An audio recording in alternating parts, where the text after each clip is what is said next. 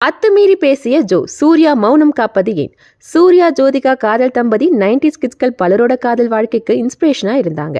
அப்பா சிவகுமார் சம்மதத்துக்காக 4 வருஷம் காத்திருந்து ஜோவை கரம் பிடிச்சாரு சூர்யா. மகன் எப்படியும் குடும்பத்தோட தன்னோட கடைசி காலம் வர கூட இருப்பார்னு நினைச்ச சிவகுமாரோட ஆசையில மண் அள்ளி போட்ட ஜோ சூர்யா மற்றும் குழந்தைகளை அழைச்சிட்டு மும்பைல செட்டில் ஆனாங்க. மேலும் பாலிவுட்ல காலடி எடுத்து வச்சு சிகரெட் பிடிக்கிற சர்ச்சையான சீன்ல நடிச்சு பேரை டேமேஜ் பண்ணிக்கிட்டாங்க.